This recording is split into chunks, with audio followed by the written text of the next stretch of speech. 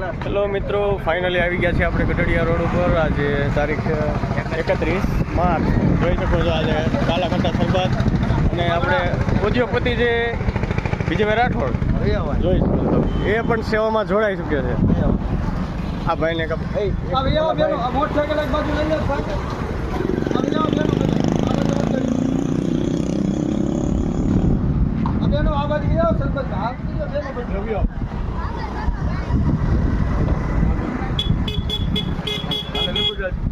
જોઈ શકો છો તમે, જયંત થેસરના આપણે ઉદ્યોગપતિ વિજયભાઈ રાઠોડ જે સેવા કરી રહ્યા છે. આપણે ગઢડિયા રોડ ઉપર ખોડિયારમાંનું મંદિર, ગઢડા રોડ,